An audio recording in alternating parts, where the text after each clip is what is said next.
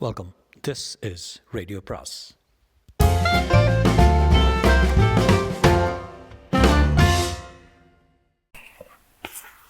அனைவருக்கும் அன்பு வணக்கம். ராக்கி ரங்கராஜனின் தாரகை அத்தியாயம் 68. ஜுரத்தின் வேகத்தில் முதலில் எங்கே போகிறோம், என்ன செய்கிறோம் என்பதே ட்ரேசிக்கு விளங்கவில்லை. தான் ஒளிந்திருக்கும் பெட்டியை லாரி ஏற்றிக்கொண்டு செல்வது மட்டும் புரிந்தது. லாரி நின்றது.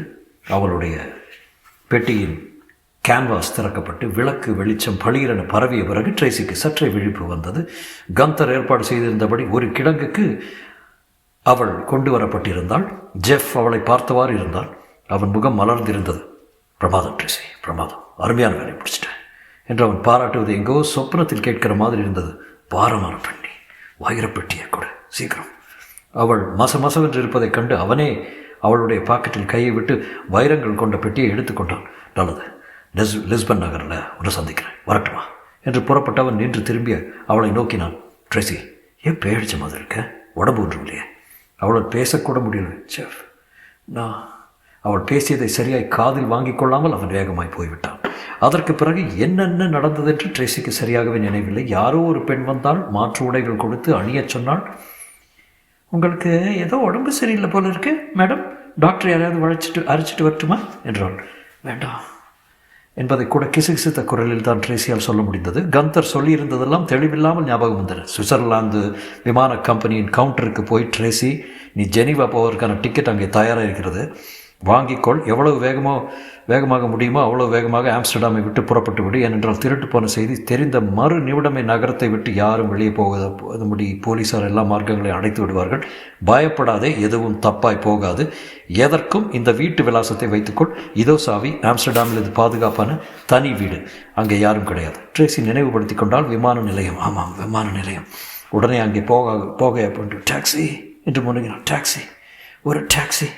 அந்த பெண் ஒரு நிமிடம் தயங்கினாள். பிறகு தோளை குலுக்கி கொண்டு, சரி மேடம், டாக்ஸி அழைத்து கொண்டு வருகிறேன், இங்கே இருங்கள் என்றாள். உடம்பெல்லாம் கொதிக்க கொதிக்க மேலே பறப்பது போல இருந்தது ட்ரேசிக்கு. சூரியனை நோக்கி போகிற மாதிரி இருந்தது. டாக்ஸி, டாக்ஸி என்று ஒரு ஆண் குரல் கேட்டது. ஏன் இப்படி எல்லாரும் என் பிராணனை எடுக்கிறார்கள்? கொஞ்ச நேரம் என்னை தூங்க விடக்கூடாதா? ட்ரேசியின் நெஞ்சு கெஞ்சியது. எங்கே மேடம் போகணும் என்று டாக்ஸி டிரைவர் கேட்டார். சுவிட்சர்லாந்து விமான அலுவலகத்தில் உனக்கு ஜெனீவாவுக்கு டிக்கெட் காத்திருக்கிறது. இல்லை, முடியாது. விமானத்தில் ஏறுகிற அளவுக்கு நம் உடம்பில் சக்தி இல்லை என்று ட்ரேசிக்கு தோன்றியது. விமான நிலையத்தில் அவள் நிலையை பார்த்ததுமே தடுத்து நிறுத்தி விடுவார்கள். டாக்டரை கூப்பிடுவார்கள், கேள்விகள் கேட்பார்கள். வேண்டாம், சில நிமிஷங்கள் படுத்து தூங்கினால் போதும், எல்லாம் சரியாகிவிடும். டாக்ஸி டிரைவர் எரிச்சலோட, எங்கேம்மா போனோம் என்று மறுபடி கேட்டான். எங்கே போவது? கந்தர் சொன்ன வீடு ஞாபகம் வந்தது. அந்த விலாசத்தை டாக்ஸி ஓட்டியிடம் கொடுத்தாள். அந்த வீட்டை அடைந்து படுக்கையில் விழுந்தபோது ட்ரேசி நினைவுகள் பறந்தன, சிதறின. என்னென்னவோ ஞாபகங்கள். போலீஸார் வந்து விட்டார்கள். வைரப்பட்டி எங்கே என்று கேட்கிறார்கள். ட்ரேசி பதில் சொல்ல மறுக்கிறாள். அவர்களுக்கு ரொம்ப கோபம். அவளை பிடித்து ஒரு தனி அறையில் அடைக்கிறார்கள். சூடேற்றும் கருவியை கொண்டு அந்த அறைக்குள் வெப்பம் ஏற்றுகிறார்கள். பிறகு நினைவு தெளிகிறது. அவள் ஒரு கட்டிலில் படுத்திருக்கிறார். குளிர் காய்ச்சலில் உடம்பு வெடு என்ற நடுங்குகிறது.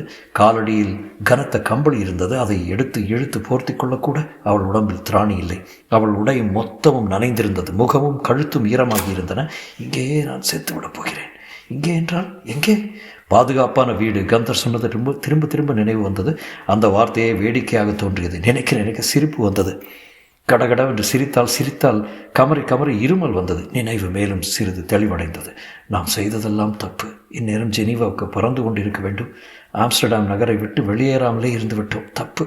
இந்த நகர் பூரா போலீஸார் வலை போட்டு தேடிக்கொண்டிருப்பார்கள். விமான நிலையத்தில் விசாரிப்பார்கள்.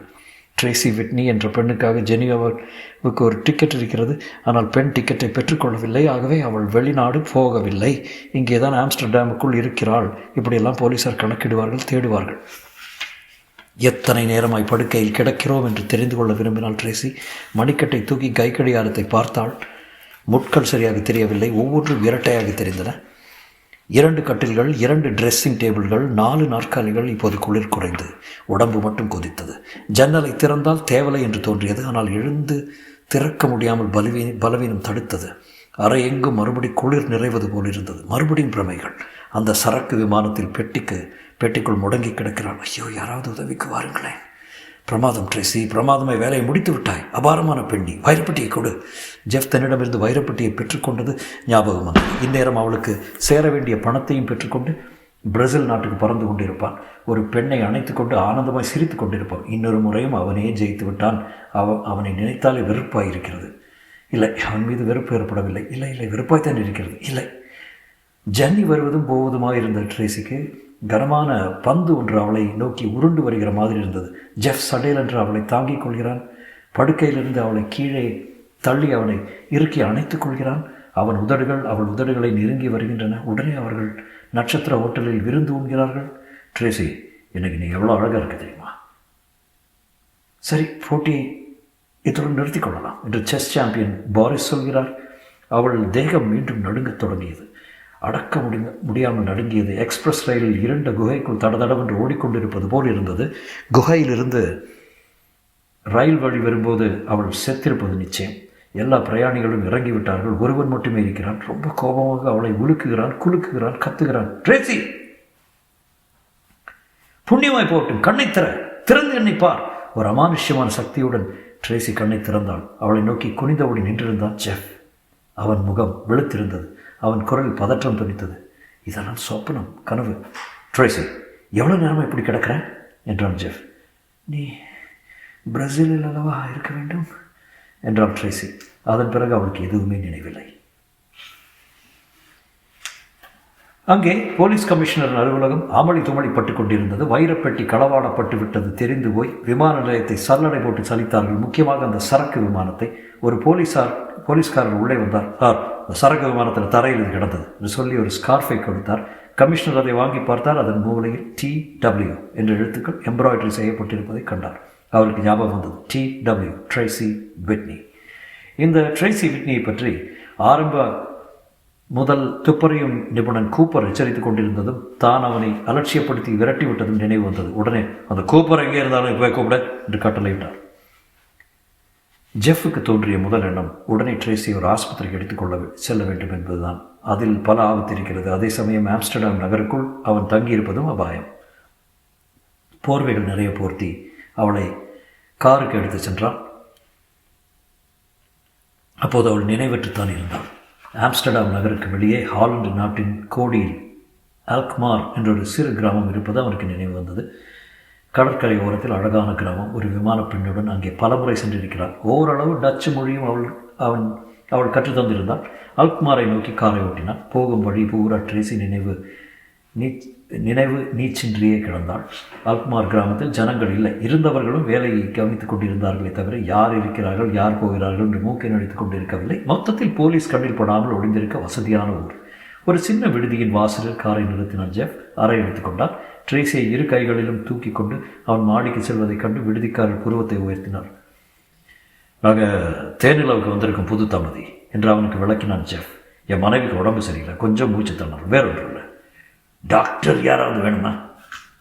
ஜெஃபால் டாக்டர் வேண்டுமென்றும் சொல்ல முடியவில்லை, வேண்டாம் என்றும் சொல்ல முடியவில்லை.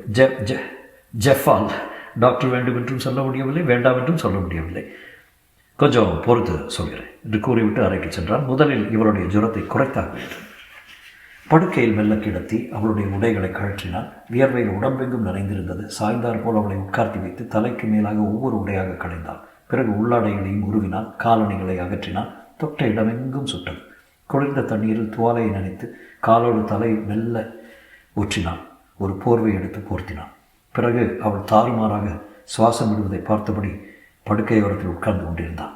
நாளைக்குள் சரியாகாவிட்டால் டாக்டரை கூப்பிட வேண்டியதான் என்று முடிவு செய்தான். அங்கே போலீசார் ட்ரேசியை தேடிக்கொண்டிருந்தார்கள். தொடரும்.